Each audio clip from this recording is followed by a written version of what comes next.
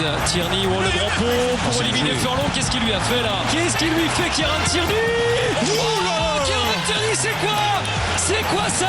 Il vient souhaiter une très bonne année aux supporters d'Arsenal. Kieran Tierney, quel rush! Magnifique! Magnifique! Magnifique! Kieran Tierney! Kieran Tierney! Magnifique! Oula! Oula! Magnifique! Kieran Tierney! Magnifique!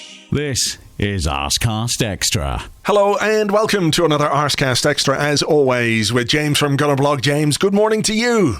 Good morning, Andrew. How are you? I'm all right.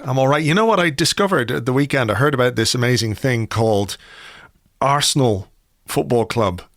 That apparently it's a... Doesn't ring any bells. ...group of people that get together and play football, and people watch and follow from near and far. I've heard, sounds nice. Yeah, it does, is it nice? I think so.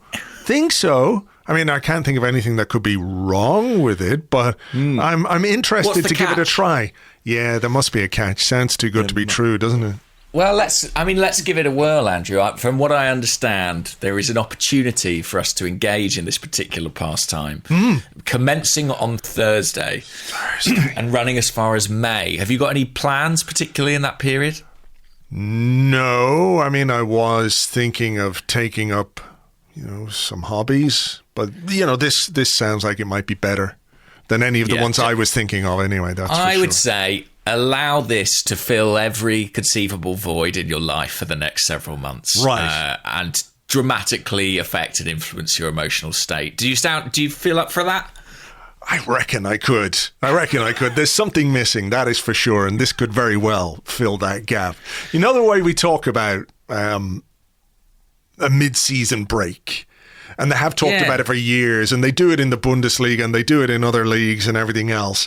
And, we always said, it would be great for the players to have a break. Wouldn't it be really good for them and, for their injuries? We ask a lot of footballers these days, fuck footballers, get them back on that pitch and never have another break again. I'm feeling very itchy and antsy towards football right now. I'm missing it more than I thought I would. Sure. I mean, I guess had we still been in the FA Cup, we might have had slightly less of a break. But yeah, it is odd, the winter break. It's sort of crept into the schedule without too much fanfare. It's something that people were so agitated about in press conferences for years and years and years. And now it has kind of appeared over the last couple of years in there. And yet it doesn't seem to have merited that much discussion. I think it's undoubtedly a good thing for the players, but it does leave us scrabbling around a bit for entertainment for a fortnight or so. That's true. And I retract my footballers comment from just a few minutes ago. I was just feeling a little bit emotional about, all the nothing that we've had to contend with over the last couple of weeks. So how have you been feeling the nothingness yourself? Great question. I can't really think. I went fishing at the weekend in Norfolk. Did you stand in water? Did you do the thing where... No, I stood near water. There was a lot of debate about what am I allowed to do? Am I allowed on boats? No. Am I allowed on piers? Yeah. Not really. You're not allowed on a pier. Things that move in water. It depends how solid the pier is. I can walk on a solid pier, but I guess I mean more like decking. Yeah. But I fished from the shore. Okay. And thoroughly enjoyed it. I mean, I don't know what I'm doing, let's be clear. Things with, like, hooks that blow in the wind near faces and eyes, I shouldn't really be allowed to do that, but I survived it. All the fish survived it. It was a fairly humane operation. You weren't fishing for food? Like some kind of wilderness purely man, for sport. Purely to torment the fish, I guess. Right. No, I was eating well enough on shore. I always feel like that's, look, I'm a meat eater and all that kind of stuff, but I always kind of feel like, well, I just fish and then I catch the fish and then I throw it back and it's fine. But the fish is going around going, fuck! My fucking mouth is killing me. Fuck's sake. Why didn't they just do me in and put me out of my misery, you fuckers? And now you throw me back into the water. I can't even eat. Can't have any plankton or whatever the fuck it is fish eat. What do fish eat? Well, some fish eat other fish. Yeah.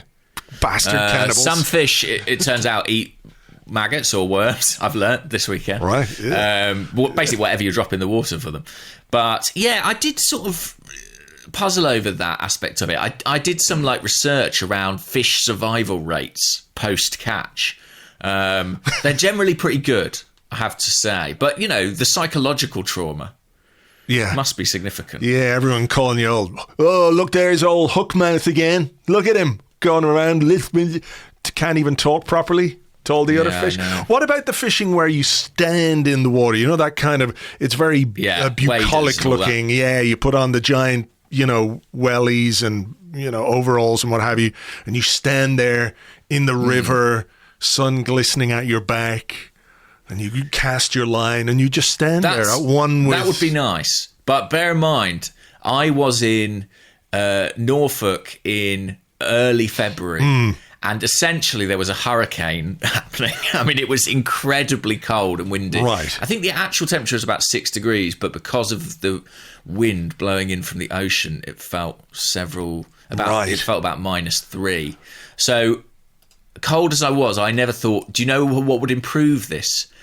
Submerging myself. Yeah. But no, I did enjoy it. It was a good experience. What have you been doing? Playing golf, I imagine, judging by the blog you wrote the other day. Yeah, doing a bit of golf and cooking food and things like that. So, yeah, nothing too exciting, unfortunately. But I'm pledging to play more golf and, watch more of this football stuff and everything else. I watched some films over the weekend, but I won't say, I won't spoil any for anyone because I've got some thoughts on the films, but...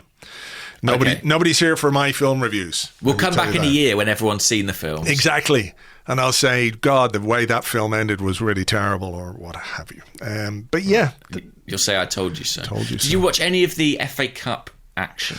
I did not. No. I believe your local club. My hometown club, Boreham Wood. Yeah. Wow. Into the 5th round. Wow. 5th round. That's amazing, isn't it? It is kind of amazing. I mean, they're playing in the non-league, which is a bit of an outdated term, non-league, because, they are a professional operation. And it is a league. And it is a league. It's the National League. But, they're in the 5th tier, sort of pushing for promotion playoff places. Yeah.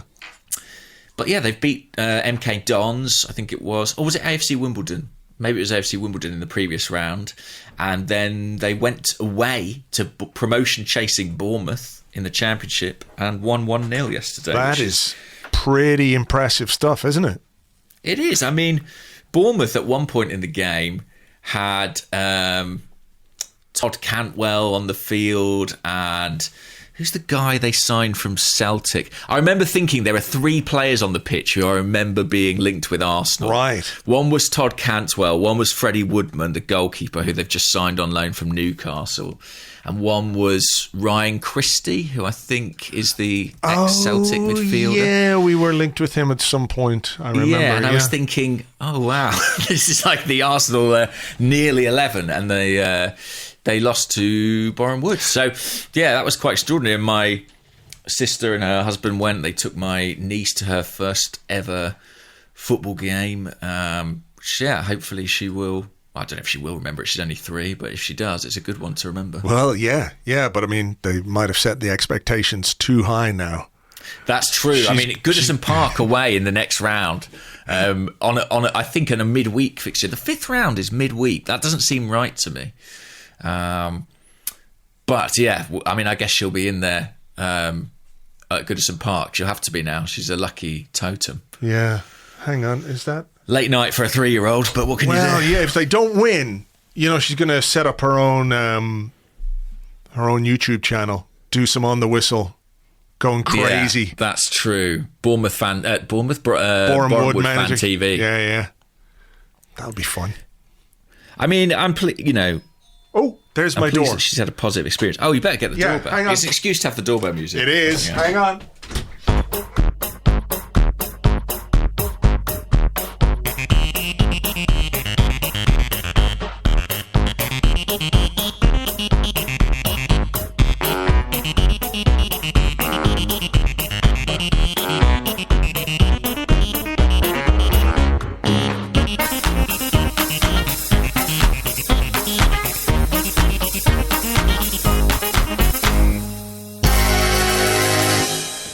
What was it, Andrew? What was it? It was the postman who was in the middle of eating a sandwich, which was quite weird. I opened the door and he went, sorry, I'm just stuffing my face here.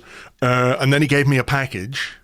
Was it all greasy? No. The sandwich? No. It was a tightly wrapped package, which I believe is a dog bed, which I ordered off the internet some time ago.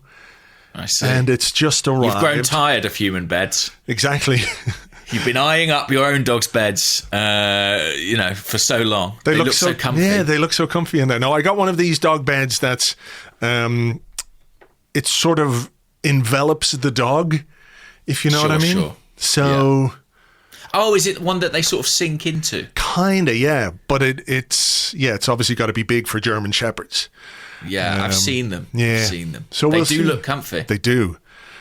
I'll report back as to comfort levels when I see either Archer or Lana in it later on. There may be, some issues because I only got one of them. There are a number of dog beds around the house, but I only got one of these to see what it would be like. I may have to get another one, but we'll see. They won't fight over it, I'm sure. We'll see. Let's do this because we have questions and we have questions that we normally do in part 2 of a show. But normally part 1 of a show is when we talk about, the stuff that's happened.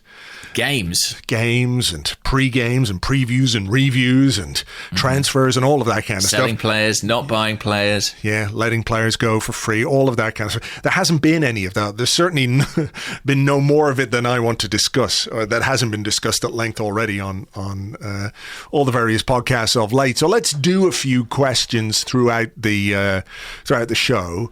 Okay. And we'll start with this one from KB on Twitter, who is at MFWB17. And he says, how excited are you? It almost feels to me like the start of a new season in terms of anticipation. We've 17 games to go with a very likeable, improving squad that most fans can get behind and a very clear goal in mind. Let's get it done, lads. I think he's talking to us about the question, not Arsenal winning games. Sure. I'm pretty sure. How excited am I? I definitely feel sort of re-energised, I guess, as we've kind of been alluding to in this pod about the resumption of football. I'm going to Wolves as a fan on Thursday in the away end. Not a great omen, that, historically, but well, maybe someone will, to it. Clatter you over the head with an iron bar or something. That could happen, actually. If you're stood in the row behind me, just one big whack over the back of the head. Yeah. That should be enough to secure the 3 points. I am looking forward to it, but I have to be honest and say there's some trepidation on my side. This is the sort of more stressful half of the season, given how high the stakes become. Every point dropped at this point, I think, feels like it carries more weight than one dropped in, say, October. And because the table is kind of semi-formulated at this point, the sort of jumping of places or dropping of places brings with it a kind of emotional roller coaster that I am bracing myself for. How excited are you? I'm kind of excited if we have everybody fit. You know what I mean? I share the trepidation. I think everybody does. Because we have been through a January where all the focus was on what we were going to do in the transfer market. We didn't do anything. So nobody's feeling like extra confident. You know what I mean? We haven't had that bit of extra confidence boost, or the idea that when we start again, we're going to see a shiny new player in an Arsenal shirt, someone who might have added some depth or whatever to the forward positions. Nevertheless, when I think about, I did a piece today on the blog about, what we have and the players we have and how confident I feel in them. And I, going through it, felt confident with our goalkeepers, confident with our first choice defenders, although slightly trepidatious about some of the backup options that we have, or maybe even lack of the backup options. Even in midfield, I think if Partey and Xhaka stay fit, it's a decent partnership. It's, one I think that we could improve on, but we can't really with what we've got at this moment in time. I really like the collection of attacking midfielders and wide forwards that we have. And I'm worried about striker, as I think everybody is.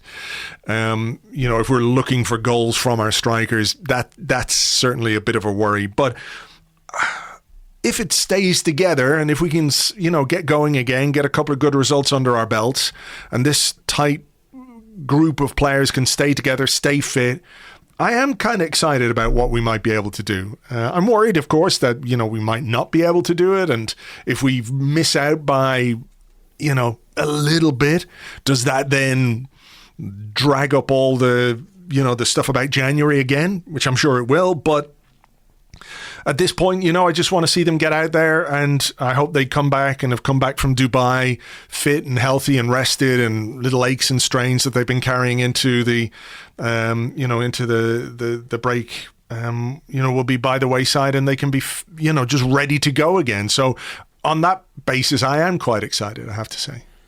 Yeah, there are definitely things I'm excited about. I'm excited about seeing, what Bukayo Saka and Emil Smith Rowe look like after some much needed time off. I'm excited about what Martinelli might be able to do in the second half of this season. It feels like he has been the major beneficiary of Aubameyang going. I mean, his ascendancy has kind of coincided with Aubameyang coming out of the team, and I don't think that's pure coincidence. I think there is a kind of significance to that, sort of tactically.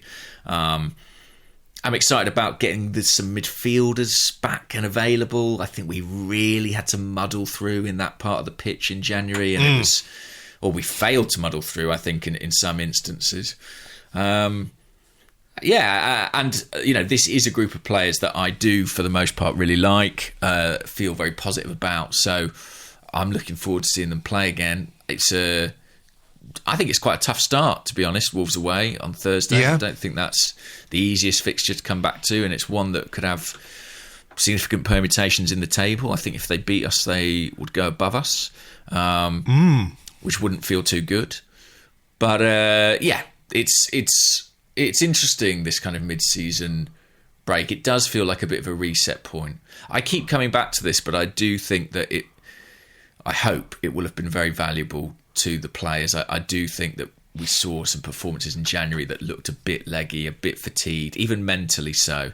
And just seeing the little clips and pictures from Dubai, I think that change of scene, and for them as much as anything, just sort of wiping the slate clean almost and just focusing on the task ahead, I think that could be really helpful. Yeah, I agree. And I watched an interview with Jack Wilshere. It was on TalkSport, but it was doing the rounds on Twitter and stuff. And it was quite interesting. He talked really well, I thought, about, what they did and what the work they were doing out there was. And he said there was quite a lot of fitness work as well as, the other bits and pieces, that they had some time off. But yeah, I was interested to hear as well Mikel Arteta talk about the what he felt was the benefit of the trip was, to get people together and to foster a bit of team spirit. And it's one of those where I know people differ in terms of how important they think those things are, and how, we can't measure them. There is no sort of metric or team spirit that Opta can give us, but they are important. And I do wonder if part of Arteta's outlook is to make sure that his team or his groups of players are as unified as possible, as a way to try and sort of achieve some kind of marginal gain on the teams, above us, like Man City and Chelsea, who are ultra rich, Liverpool, who are much more developed and mature. Any little thing that he can wring out of these group of players.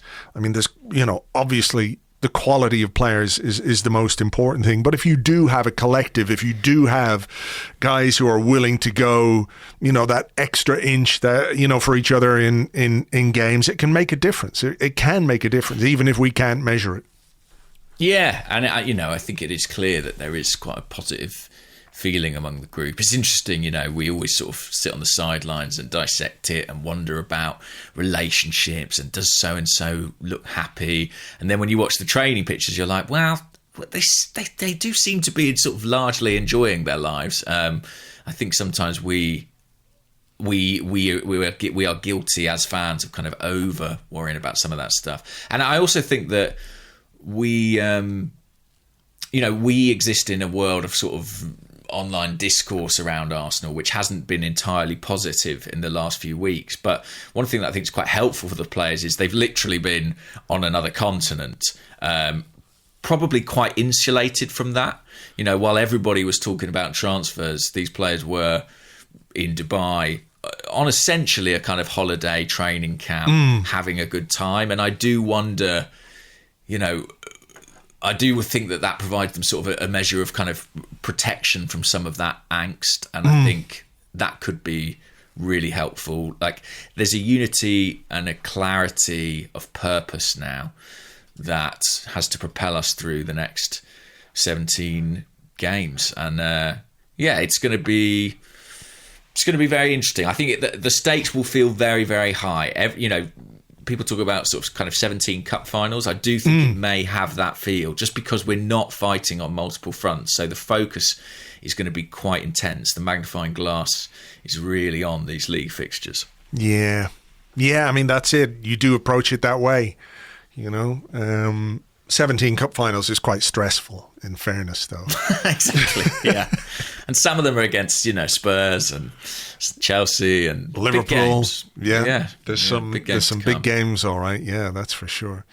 Let me see if I've got another one. Here's an interesting one, actually, from the Chief, who's at Macho_Grande1. And he said, a question for next week's pod before I forget. Oh, he said it the other day and he's reminding me of it today. Okay, so he says, signing one striker is challenging. Signing two is incredibly difficult. Signing three is basically impossible. So, what are the chances one or both of Lacazette and Nketiah stay, and should we make it a priority to keep at least one? It's a good question, that. I do think that as soon as it became clear Aubameyang was on the way out, and whether that happened in January or in the summer, I think the chances of one or certainly one of those two players, Lacazette or Nketiah, staying increased.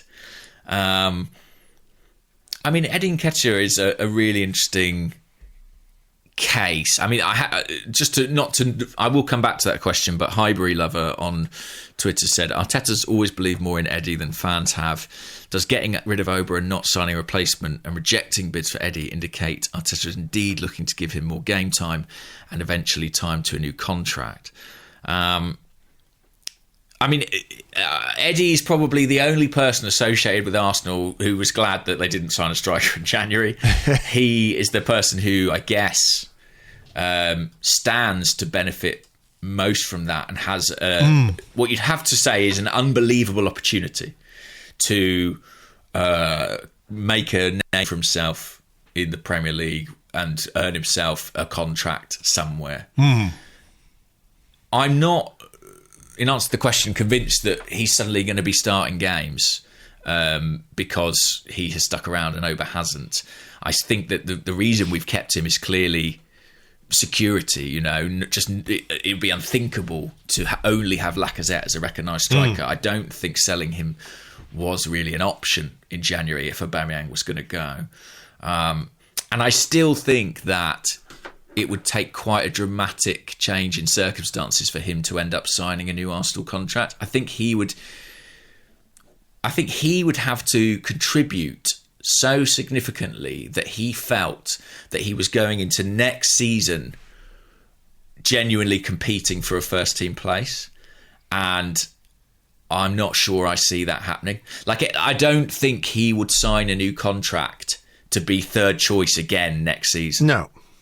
No. So he would have to have such a good few months that he felt that the contract would reflect the fact that he was going to be, taken more seriously in Arteta's thoughts next year. I mean, would a good few months like that, though, not make a move somewhere else much more likely, given the fact that he's out of contract in the summer? So let's say Eddie Nketiah, and I don't believe this will happen, but if he scored 8 goals in the Premier League between now and the end of the season, like, it might improve the offer that he gets from Arsenal, but it's more than likely going to make other clubs sit up and say, hey, this guy's free.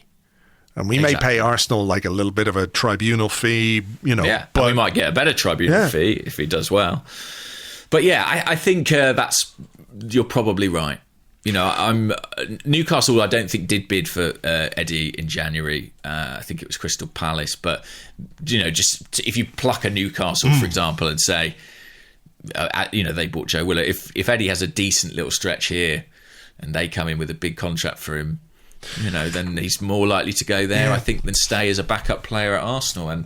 And so I find it hard to foresee a situation where he remains at the club, just because I think even if it goes well, I don't necessarily see it making sense. I do think that just to say, I do think it's a good thing that he needs it to go well. I mean, he must be highly motivated at this point. Lacazette, the Lyon owner came out, didn't he, during the break and said we're in touch with him, as he has every right to be. I think from January 1st, Lacazette can sign a new deal somewhere else, if it's outside the UK or outside England.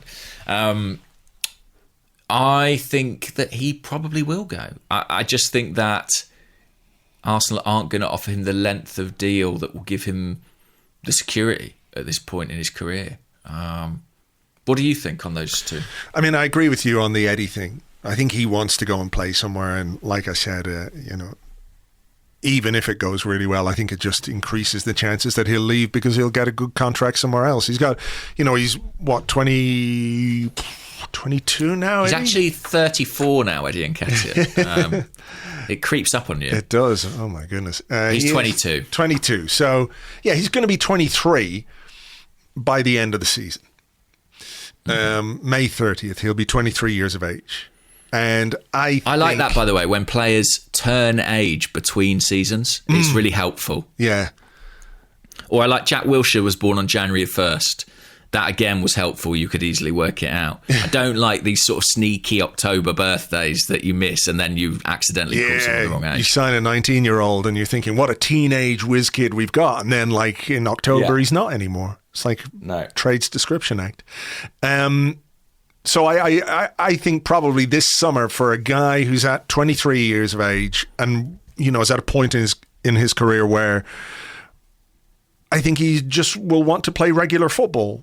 And I don't think he's ever going to be a first choice striker at Arsenal. So why wouldn't he go somewhere else where he's, in an environment where his chances of first team football are increased? That's what I think will happen with him. Lacazette, like, I don't think there's ever been an intention to give him a new contract, which is why we are where we are with him. But the Aubameyang thing, we weren't expecting to lose him this year. We weren't expecting him to go next year either, I don't think. So, again, it comes down to what else he's got available to him as an offer. Like, if we're offering him a 1+1 deal and Lyon come in with a 3-year deal, maybe 3+1, something like that, like, we don't have any chance of keeping him even if we wanted to. He would go he would go somewhere else, I think, because the length of contract that you get when you're a 30-year-old is an important aspect of your decision making, right? So I wouldn't be at all surprised if Arsenal tried to keep him, but I don't know that we'd be able to. Yeah, I think they'll make him an offer. The way things are going, I think they'll make him an offer, but I don't know if it'll be one that he would be inclined to take.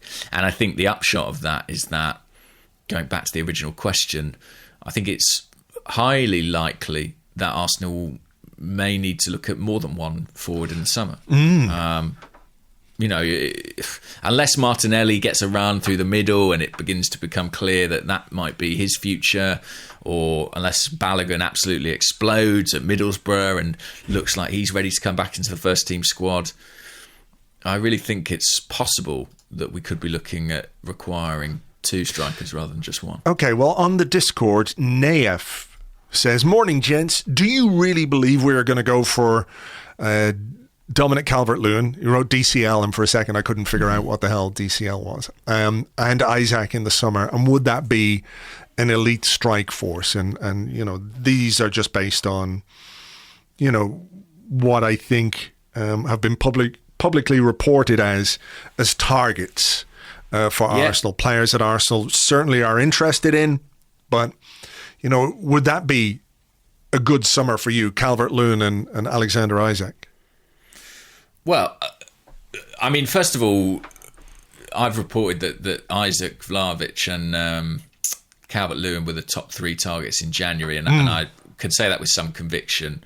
I'm very convinced of that. Obviously, between now and the summer, somebody might emerge or that list might shift or alter, but all indications are that those 2 names will be in contention again come the next transfer window. There are question marks over both. So Calvert-Lewin has barely played this season. Missed basically the entirety of the first half of the season. Hasn't really come back yet to anything like any sort of form. Isaac, his goal scoring has dropped off this year. He's not been hugely productive in Spain with Sociedad. Equally, it's not like there are a ton of other names, that you immediately say, well, it should be them. I know Jonathan David's having an excellent season in France with Lille.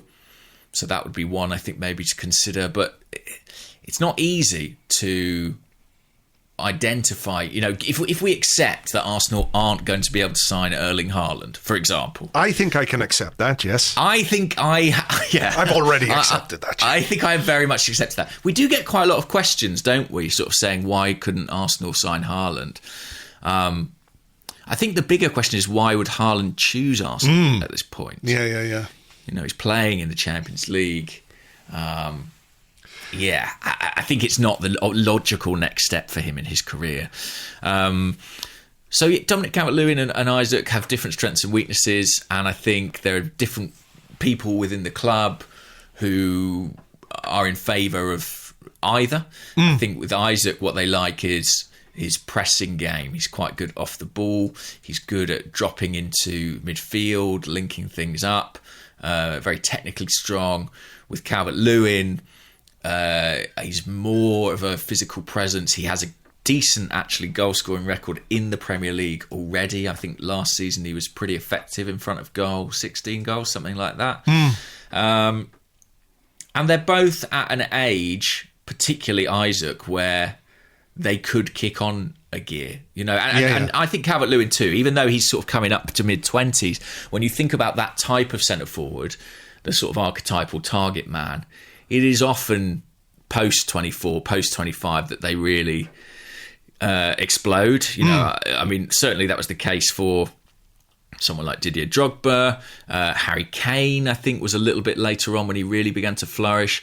Olivier Giroud, who we saw at Arsenal, was kind of a bit of a journeyman in the early 20s and still going strong at AC Milan, I noticed this weekend. Yeah. I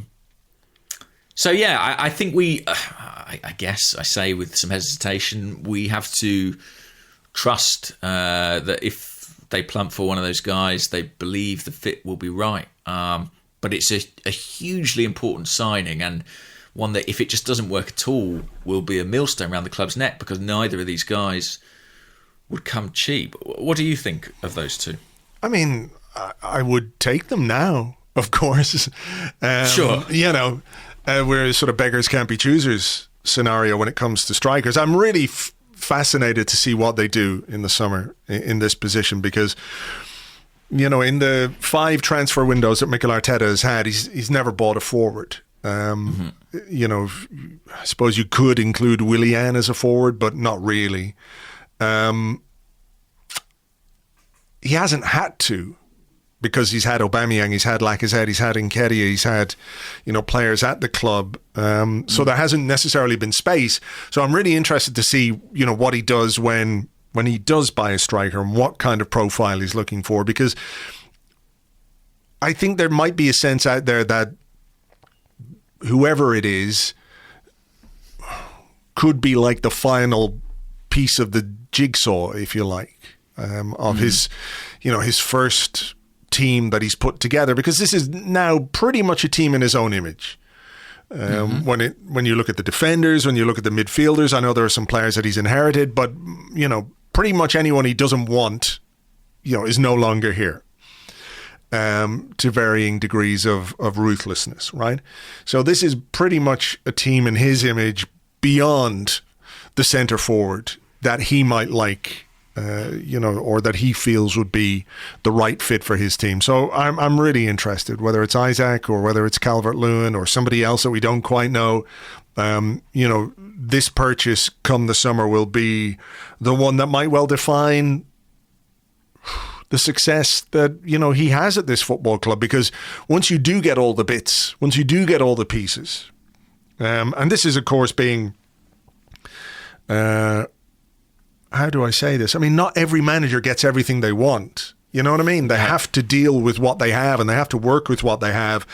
And the idea that you can only be judged until you get every single player that you want in every single position is, that's a bit crazy. I accept that, but I do think that we've gone so far down the road with this project that that's probably the outcome that we're going to see for Arteta, unless it goes really badly wrong in these 17 games. I think whatever happens, they're planning for the summer, and that's the next thing that they're gonna do is bring in a striker. So, I'm really interested. I don't know who it's going to be, but like at this point, of course, I would take any of them. Can I ask you another question? Yash Bisht, who's at Yarsenal09, says, should we consider bringing in a winger? Pepe and Nelson seem to have run their races, while we only have 2 natural wingers in Martinelli and Saka. If we get Europe next season, it isn't ideal. And then he says we should keep one eye on Gnabry due to his contractual situation. And there was another question on the Discord that mentioned Serge Gnabry. If I can find it,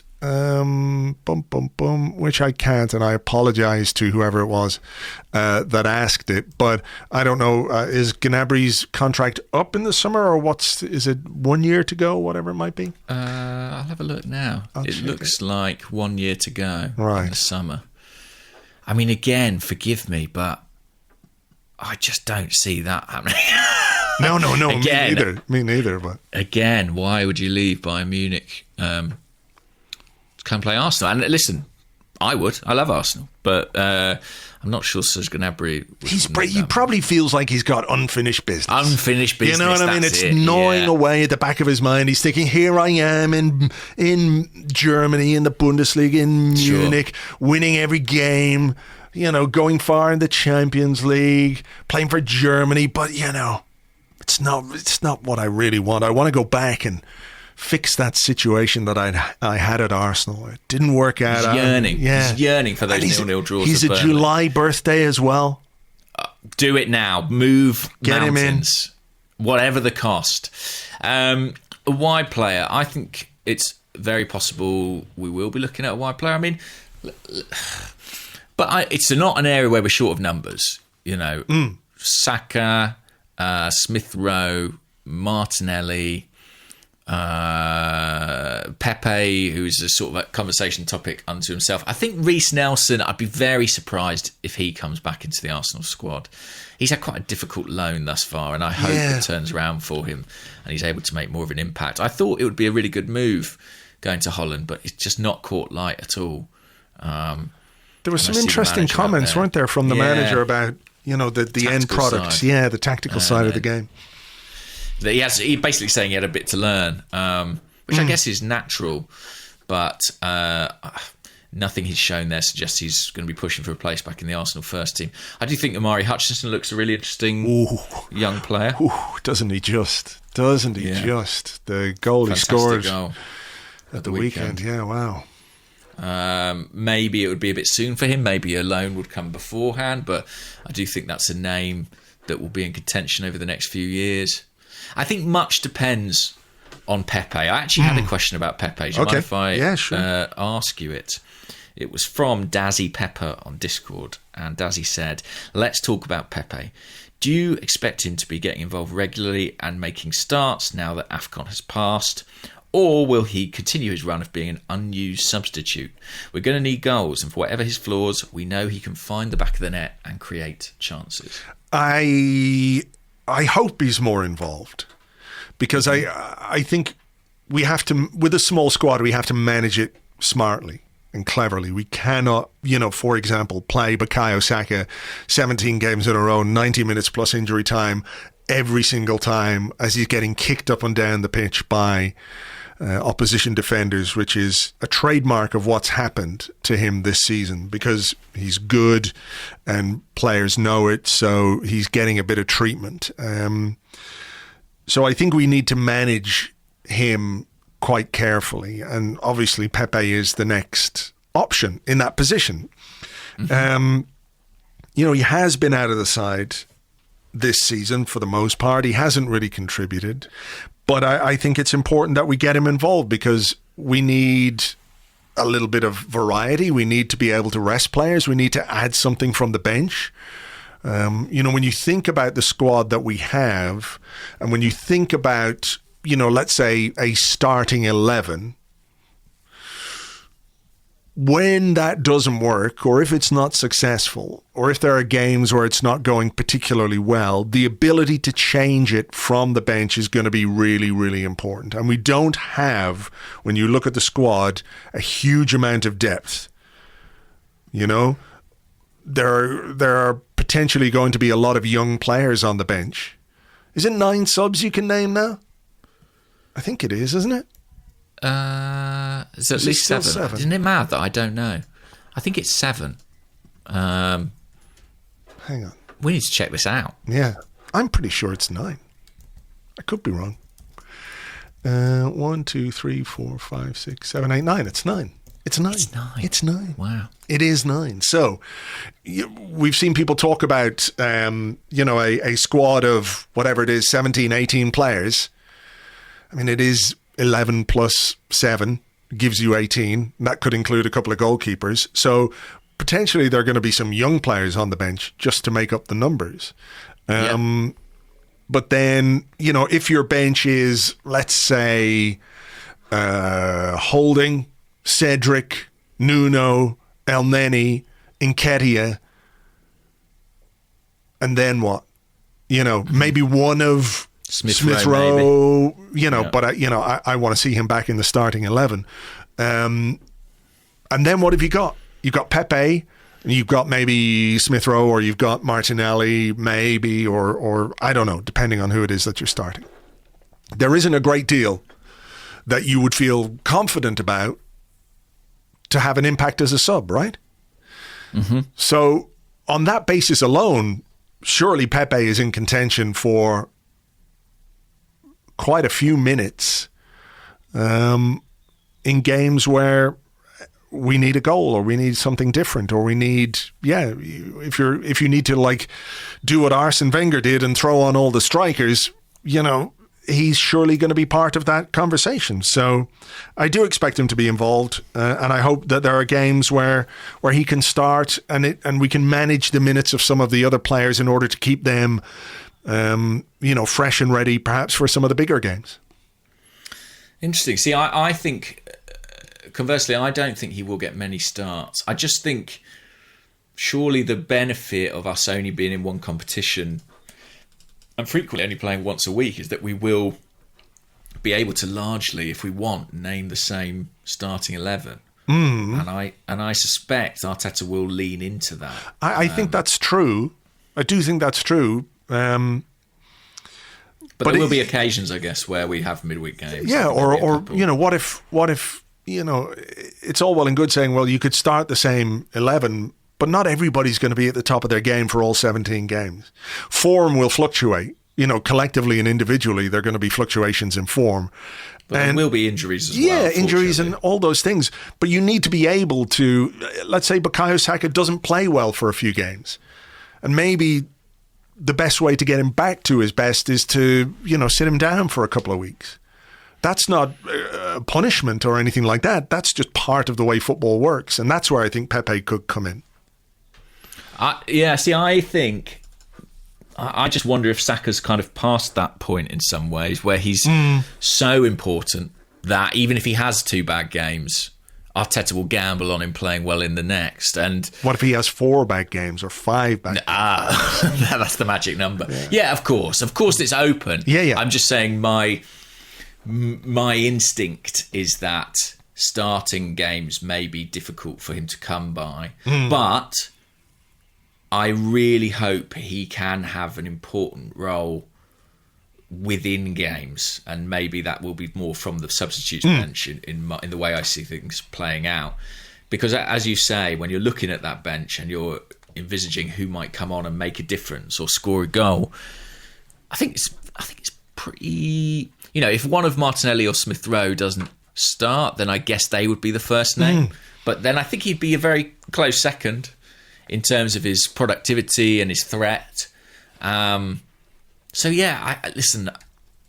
I find it very hard to talk about his long-term future with any great certainty. We've been back and forth so many times on this player. Is he in? Is he out? Is he going to get a new contract? Is he going to leave? But I think he is here now. As far as we're aware, everything's cool. There's no underlying issues that mean he shouldn't play, no disciplinary problems, no exclusion. We're paying him, he's here, we've got to use him. And if I was making a sub in a game looking for the breakthrough, I think he might even be the first name for me.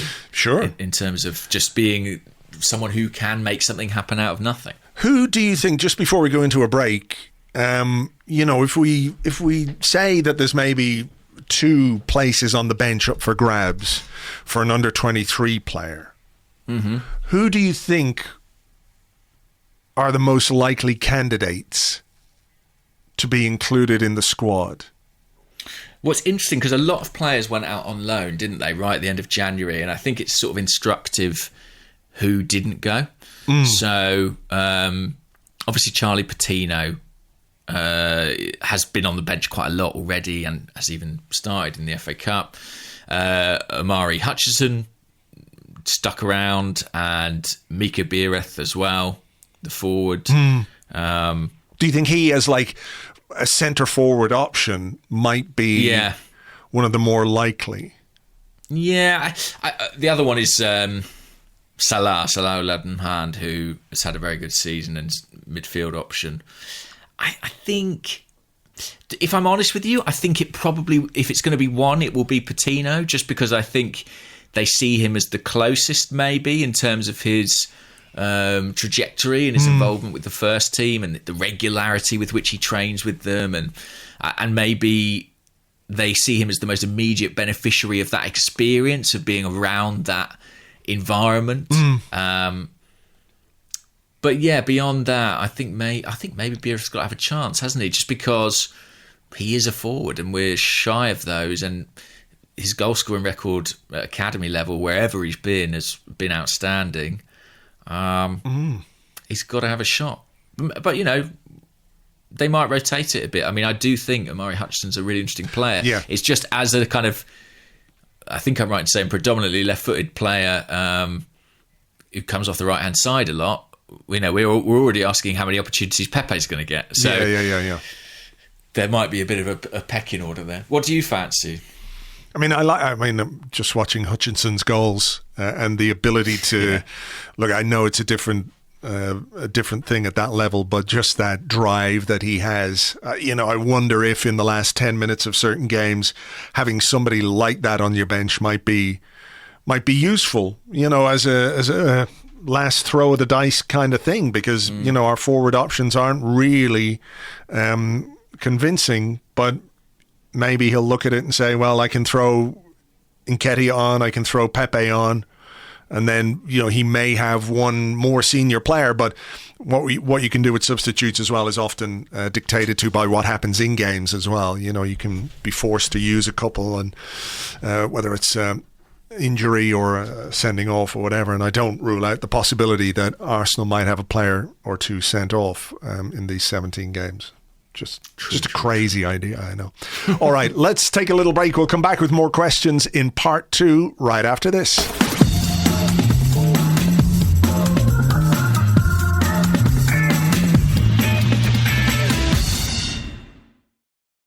Welcome back to the Arsecast Extra. This is part 2 of the show where we answer questions that you sent to us on what's it called? Twitter. Twitter, yeah, at Gunnerblog and at Arseblog, and also on the Arseblog Discord chat server, which you get access to if you're an Arseblog member on Patreon.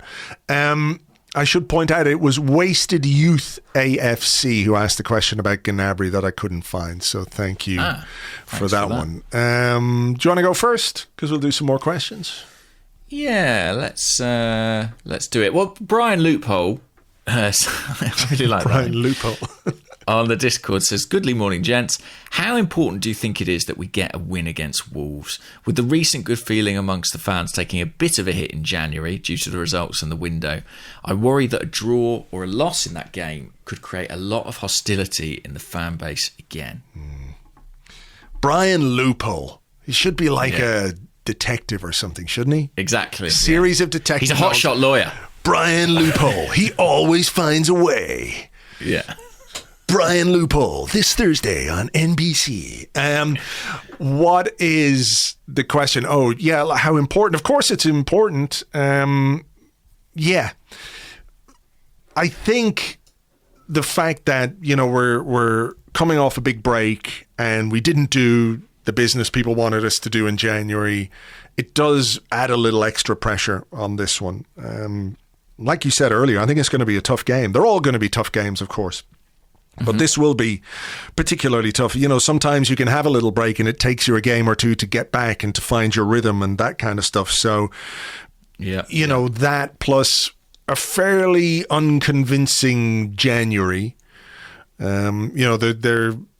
There's a lot to be positive about this season, I think. But January, for me anyway, wasn't a particularly positive month.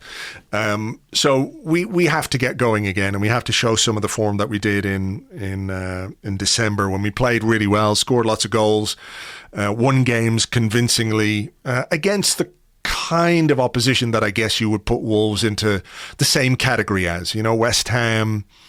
I think they're better than Southampton and Norwich, obviously. I can't remember who the other game was. Leeds.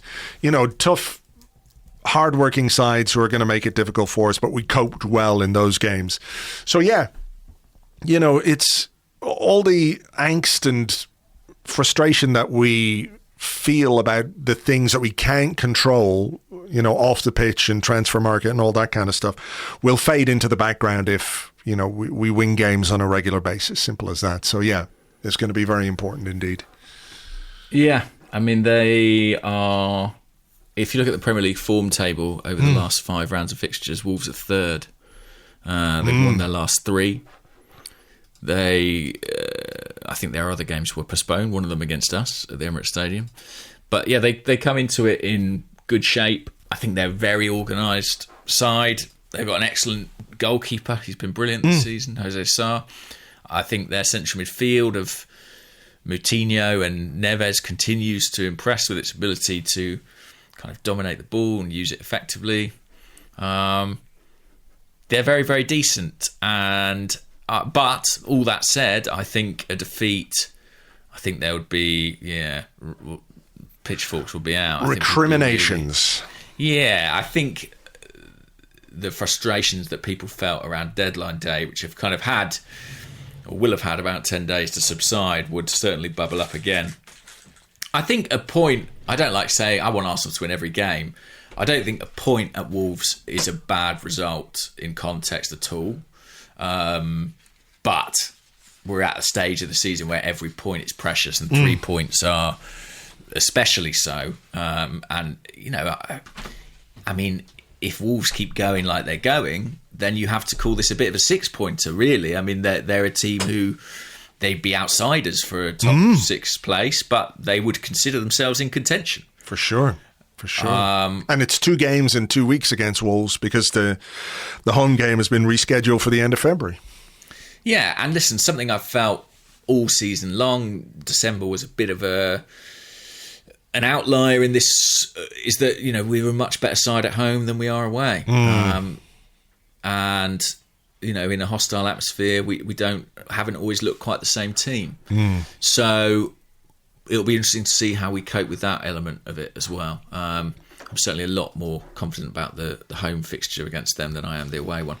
But yeah, it will be really interesting, won't it, to see, you know, you mentioned that lack of sharpness. I mean, we're used to teams looking a bit rusty after an international break. I guess there the difference is the players are all sort of disparate and they haven't had a lot of time together. In theory, they've had more time together now than they'll get almost at any other point in the season to work on things. Yeah. And a friendly game at the weekend as well. I believe they played against Reading. They certainly were due to play. They should be in good nick coming into this one. Yeah, we'll know how well it went on Friday if Mikel Arteta wheels out his brand new assistant manager, Brian Loophole. Yeah, exactly. Just to get away with it again. We might need him. Yeah, we might need him. Let me see. At Joy It Guha on Twitter, who's at Balochele. Apologies if I've mispronounced that. Says, goodly Monday morning. The next 6 fixtures for Arsenal are Wolves, Brentford, Wolves, Watford, Leicester, Aston Villa. What would be the minimum number of points you think we need to be in contention for a top 4? And what do you think we will get? Like, what's a decent return from that run of fixtures? For top 4, he's saying. Arsenal need a lot of points from those games to get top 4 because there are tougher ones ahead. Yeah. I think I'm right in saying that we sort of statistically have harder fixtures in the second half of the season than we've had in the first. So 6 games he's asking about, right? Okay, Wolves away, Brentford at home, Wolves at home, Watford away, Leicester at home, Villa away. Villa don't look a bad side at the moment either. So I think they need to, if they're going to get top 4, 1, 2, 3. I think to get top 4, they probably have to win 5 of those 6. So certainly that's 4. 15, yeah. I'm only saying that because I think there are games ahead beyond that. You know, once we get beyond that, we start getting into Manchester United. We've got a game against Spurs to be rearranged.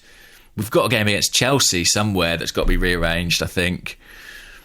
You know, there are fixtures where I wouldn't say expect us to drop points, but certainly fear we will drop points. That is a relatively kind run. Wolves and Villa away are not easy games. They're not gimmies, don't get me wrong. But I think we certainly need to win 4. And it would be good if we could win 5. What do you think? I think that guy should turn off his bloody windblower. I'll shut the shutter at least to try and dampen it. Wow. Yes, go on.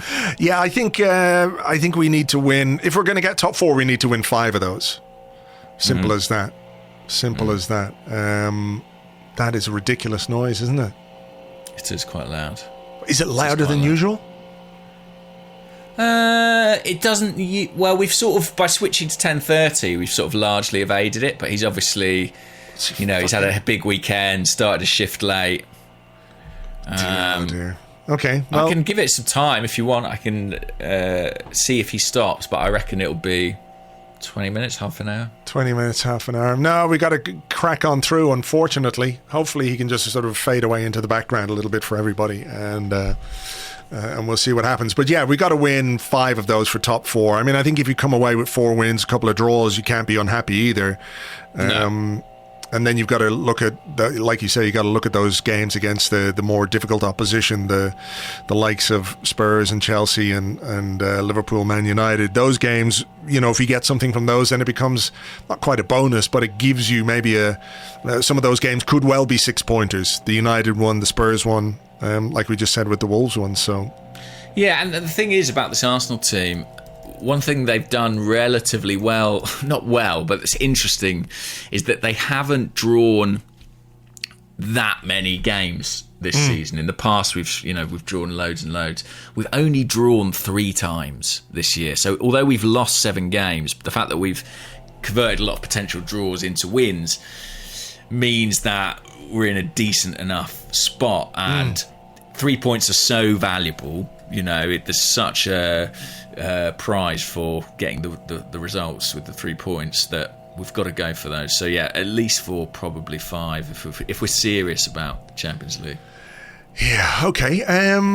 Is it my question or your question? It's probably mine, actually. I've got some questions that are sort of a little bit away from the Arsenal men's first team path. So Simon here on the Discord said, morning guys, just wondered on your thoughts on Vivian Miedema. Is she the perfect forward? That pass for the equaliser on the weekend was Bergkamp at his best. Holy moly, it was a brilliant pass, wasn't it? Yeah, I mean, what a ball that was. Is she the perfect forward? I mean, maybe, but yeah, the vision and the execution of that pass was just unbelievable. I saw people talking about it on Twitter. I hadn't seen it, and then I was going, well, wow, this must be I was expecting like a threaded kind of through ball or something like that, but to play it from as deep as she did between the United defenders into the path of the forward was just unbelievable.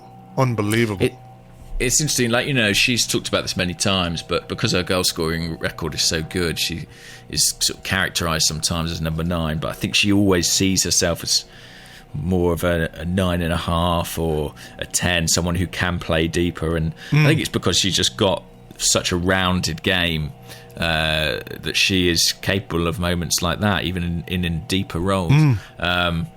Listen, what she has done, I think, for the women's team has been extraordinary, and I think her ability has kind of elevated the women's game in England. I think, I don't know, I've never known a female footballer so talked about among sort of wider diaspora fans. And yeah, I've absolutely loved watching her and intend to savour every moment of her in an Arsenal shirt. Yeah, contract is up at the end of the season as well, isn't it? So yeah. We'll enjoy it while you can. Yeah, maybe so. Did you have another one there? You said you had a couple? I did actually. Was it on the Discord or was it on Twitter? Let me have a little look. This was about positions in football. I thought it was quite interesting. I just need to find it, which is why I'm doing this talking slowly. Arctic G. Wilo on the Discord says, we have seen nearly all positions in the game change drastically tactically or in how it's played in the last 10 to 15 years or so. But what is the position that you think has changed the most? And secondly, what position has changed the least?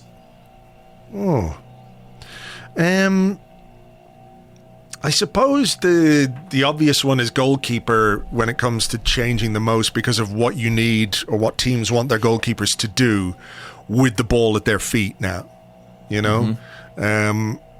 It used to be a case that, you pass it back to your goalkeeper, you pick it up and away you go. And then goalkeepers had to play with their feet and most of them couldn't. And then it became like a safety option. Go back to the goalkeeper lumps it and away you go again. But now you need the goalkeeper to be able to pass the ball and to be able to put it, with precision in the path of certain players or into certain players and to evade, almost be like a defender in terms of how they evade the high press. So that seems like an obvious one. What's changed the least? That's a difficult one, I think. Yeah, I think I was thinking about this, and I would probably go for central midfield in some capacity. Only in that I feel like the demands on that position compared to some others have been relatively consistent. There's always been a kind of all-round... Well, not always, but certainly in the last 20 years or so, there's always been an all-round element to it. And I think while the sort of athleticism has stepped up, I think that kind of the boxes you need to tick to play in that part of the pitch are relatively consistent. Yeah, I mean, the ability to be a two-way player, if you know what I mean, is still so important. Because I think centre forward, goal scorers are always going to have a place in the game, but I do think the kind of defensive and sort of tactical component has changed quite a lot there with the advent, not the advent, but I guess the resurgence in pressing. Also slightly the combination play, I think, has become a little bit more detailed. Wingers, that thing of sort of getting to the byline and slinging crosses in feels a little outdated now. There's an expectation that you'll invert and go in field. Centre backs, I think the requirements on the ball are so different. We spoke not too long ago about Sol Campbell and how would he fare in the modern game with the ball at his feet. I think it would be really interesting to see how he'd handle that. And fullback, if you weren't going to go for goalkeeper, I think you could make a case for a position that's really changed and developed, just in terms of the degree of influence they seem to exert on a game. Do you think that's a general thing, though, or have there just been some fullbacks who have been so outstanding that they become, in the minds of people who watch, as like, well, that's how you have to play fullback, and that's what you have to be able to do from fullback. Whereas, let's say somebody like Dani Alves, for example, is just like an extraordinary player in that position who, there aren't very many players who can do what Dani Alves does. No, I do take that point, and I think Alves and, shall we say, the guys at Liverpool, I think are kind of outliers, I think, in terms of how excellent they are and their degree of productivity. But I still think that has, in being such outliers, they have influenced, I think, the development of the position. And I maybe this is unfair, but I feel like you used to be able to hide a player at fullback a bit. I know what you mean. Like those days are long gone. I don't think there are any passengers in a team these days, but I think partly the playing out from the back, the emphasis on that, and I just think what's expected of them going forward. But it's interesting, you speak to some people and they'll say football hasn't changed that much. There was an interesting quote from, who was it? Martin O'Neill at the weekend. Did you see this? No. Martin O'Neill said he went to a seminar that was given by Ralph Rangnick, where Rangnick sort of demonstrated his 5 principles of how to play the game. And Martin O'Neill sort of said, well, I learnt 3 of those on my first day in the job. And I don't know if it's just sort of, some people will say... He's a miserable prick, though. Yeah, some people will say that. But there might just be that kind of old man thing of, in my day it was all the same. 4-4-2. Yeah, but I do think I do have some sympathy with coaches from a previous generation about that. I do think that the way in which we as fans and journalists and media discuss and analyse and are informed about tactics now means that we're sort of constantly reading new insights to it. But I think that means that we're sometimes guilty of thinking, well, that means there weren't tactics 30 years ago, which just isn't the case at all. Our football parlance has become so much more sophisticated that we're able to kind of unpick tactics in a way that we weren't. Something like pressing, for example. Dave Bassett was doing that at Wimbledon in the 80s, but it was, just not analysed in quite the same fashion. Exactly. It was like John Aldridge, when he was playing for Ireland under Jack Charlton, running back and forth. I mean, it wasn't quite coordinated pressing, but it was putting pressure on the opponent high up the pitch. So they would, The principles have remained largely the same, but equally, I'm sure it is substantially more sophisticated at this point. And also, it's fashion as well. Like,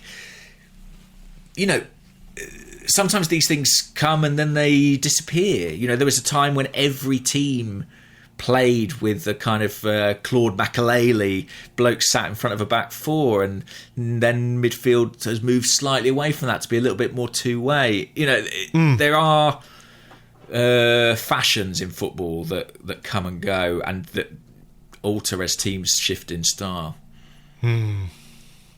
So yeah, who knows where we'll be in 5 years' time? The keepers will be playing on the halfway line or something mental like that, probably. Okay, here's a question from @MagicVindaloo on Twitter, whose name is Sotiris Anastasiadis, I think.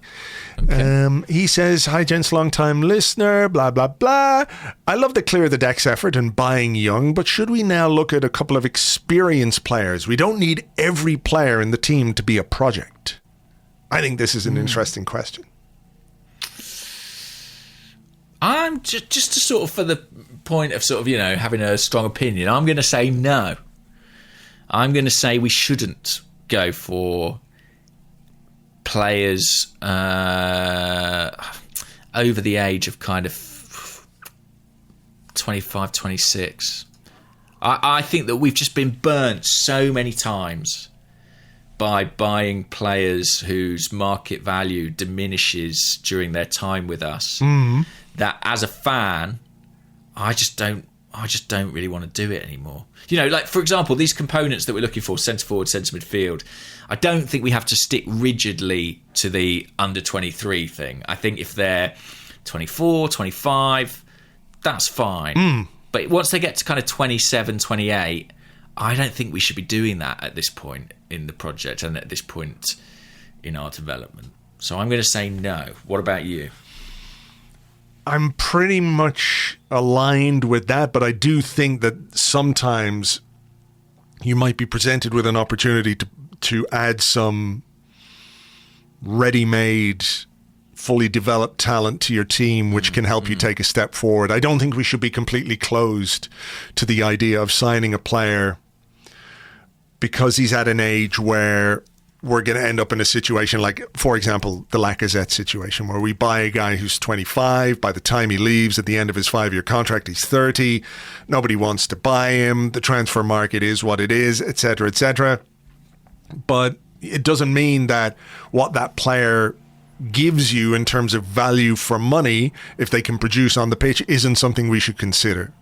So I think broadly, I agree with you. I think if we're going to spend big money on a striker, it should be a 22-year-old, 23-year-old who, even if he doesn't make it at 26, if we try and sell him, we can get some money back for him. Whereas, which is the situation I think we're in with Pepe this summer. He's going to be 26. He is 26, whatever age. He's still got good years ahead of him, and at 2 years left on his contract, we're never going to get back what we paid for him, but we should get something if we decide to sell, right? So that's where I think the money should be spent. But if there is the opportunity to add ready-made talent to your squad that can instantly improve your team, you cannot be closed off to that, even if you have been burned. That's just the nature of the way football works at the moment. Or maybe we're going to have a situation, James, where players get to a kind of midpoint of their career and let their contracts run down as well. Do you know what I mean? It's all these players who are 30 heading towards the end of their contracts, running their contracts down. But maybe now the way to get a move isn't necessarily going to be a transfer, because teams are not going to want to spend money on 25, 26-year-olds who are going to be 30 by the time they leave, because they know they're not going to be able to keep them for the duration of their contract. They're going to have to sell them at 28, whatever it might be. So maybe there's a case that you'll see players, who are looking at their contractual situations, who are going to say, I will sign a contract and I'll see that contract out till I'm 25, 26, and then I've got the options. I can stay with my club if they want me, or I'm available on the market for free. So, yeah, that would be an interesting development. I think you make a really good point. I mean, granted, it's not a deal that worked out particularly well, but Liverpool are often praised for their smart thinking in the transfer market. But when an opportunity came up to sign Thiago at 29, they didn't hesitate because they felt he could provide an immediate injection of quality. I guess once you've undertaken the kind of big rebuild and regeneration of the squad that we had to do and are in the process of doing, adding someone who's a bit more experienced begins to make a bit more sense. I think the problem was we were doing that on a squad that was already aging.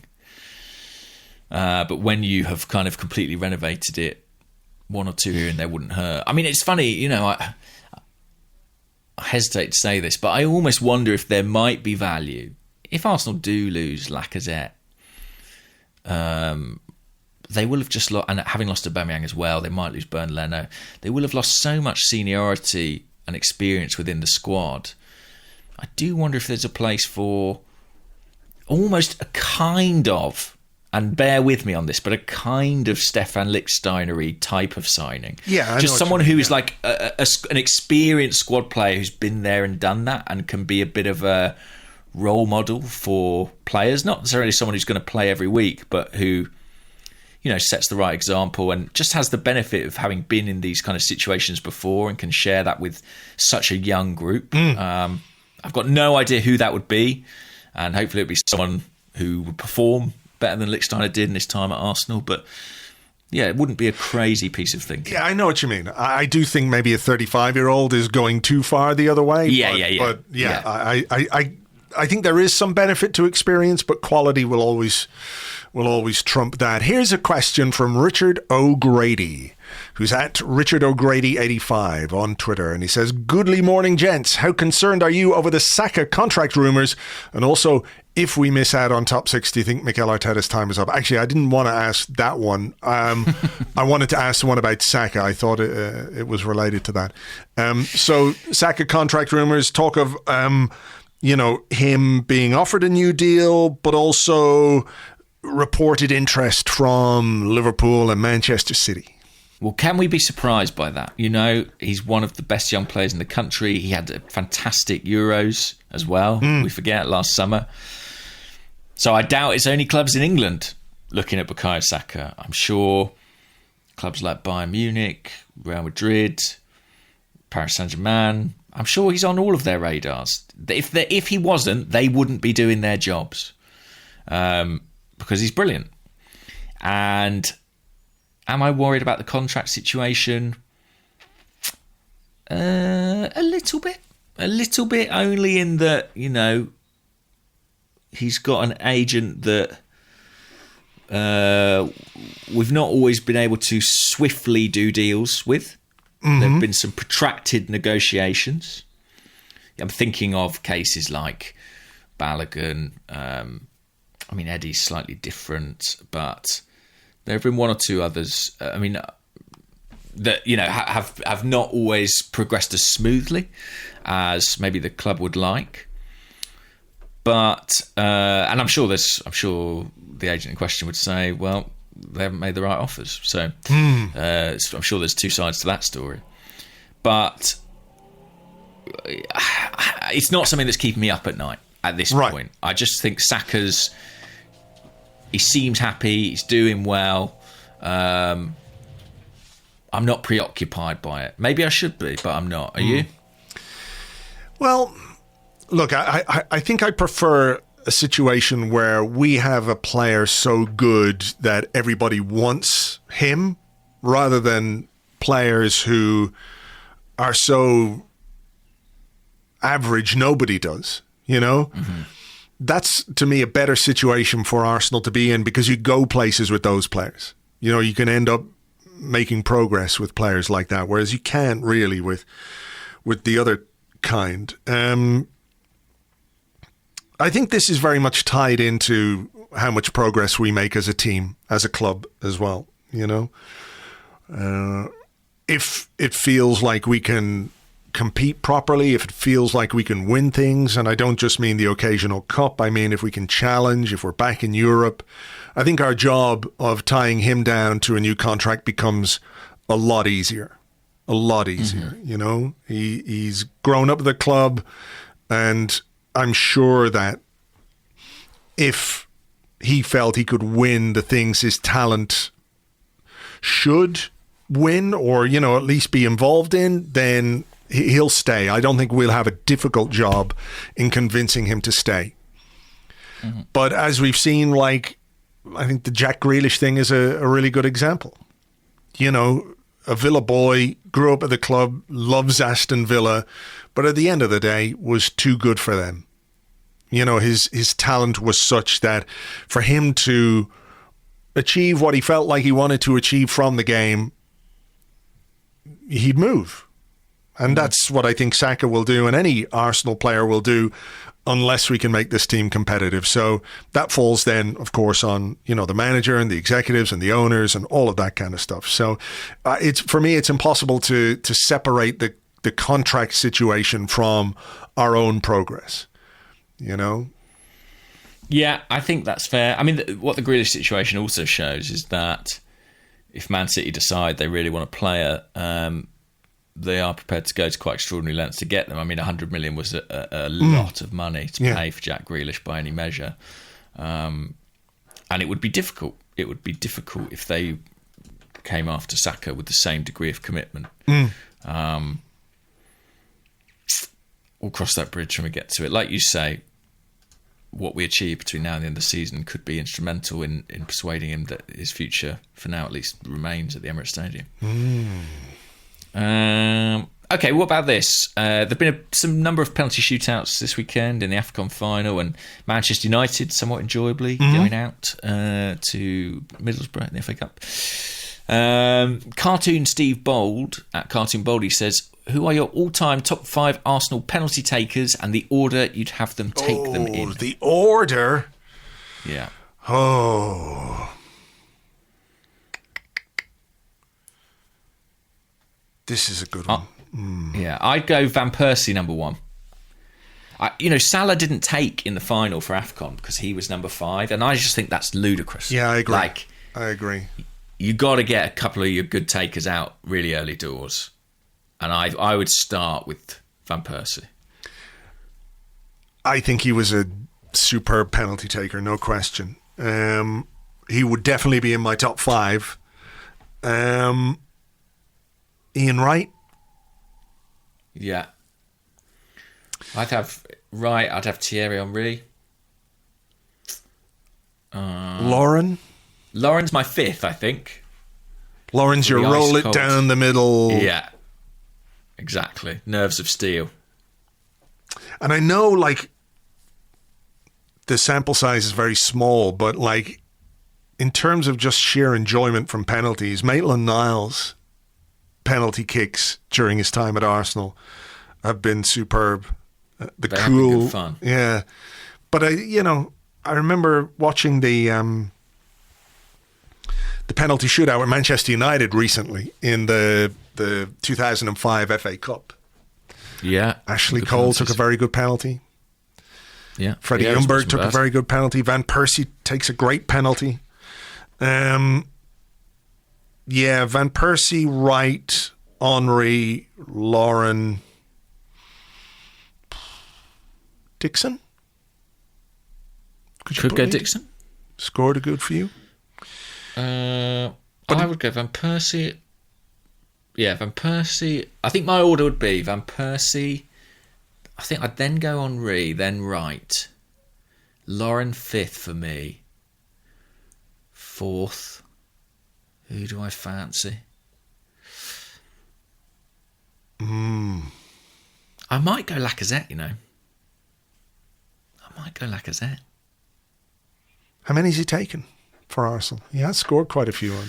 Not like he's taken a few, but his record across his career is very good. I mean, he was, infamous for scoring lots of penalties at Lyon, inflating his goal stats substantially. I think he's pretty good in those situations, so maybe him. But Maitland-Niles is a shout. Lee Dixon is a shout. Ashley Cole was very good. He took penalties for England as well in shootouts, Ashley Cole, and scored in pressurised scenarios. Penalty goals. I'm looking up Lacazette here. 32 scored, 6 missed. Only 1 missed for Arsenal. I'm going to stick with him. But yeah, there's a few names. Would you go Maitland-Niles just for the sort of the fun factor? Yeah. Why not? It's penalty shootout. The others have scored. We know they've scored because they're great. And, it's the Champions League final. against, I don't know, Man City, somebody like that. That'd be amazing. And up strolls Maitland-Niles. Did you see the Bill Murray golf shot this weekend? I think he was playing in some kind of pro-am. No. And he rolled a putt past the hole, walked past it, stood there, looked in the air, and hit it back about 5 feet with the back of his putter straight into the hole. Cool as you like. Maitland-Niles can score the penalty equivalent of that putt, I think. Don't know how he would do it. He would stroll up, goalkeeper, wait for the goalkeeper to commit, then lie down on his side like it's a beautiful sunny day, and he'd just knock it into the back of the net, roll it in. Be the bird amazing. catcher. Yeah, sure. Exactly. All right, look, we will leave it there, I think, for this particular episode. That silence was beautiful, wasn't it, when that guy stopped? Oh, it was worth doing the podcast just for that silence. Oh, did you ever, like, you're in the kitchen or something like that and the radio's on and there's a song on and it's just, whatever it is, it's the wrong song. And you turn the radio off and that 2 seconds of silence is just blissful. The most beautiful thing in the world. So, yeah, apologies for the background noise on that one, folks. Not much we could do about it. But as ever, thank you very much indeed for being here. We do have football this week, so we'll be doing a preview podcast over on Patreon. Join us for that. And we'll have a podcast on Friday morning as well. Won't be with James because you will be in Ireland. I'll be in Ireland, to be sure. There's more to Ireland than this. Well, I'll find out. You will. Back. You will. Please do. We'll talk to you next week. As ever, thanks a million for listening, and we'll catch you on the next one. Bye-bye.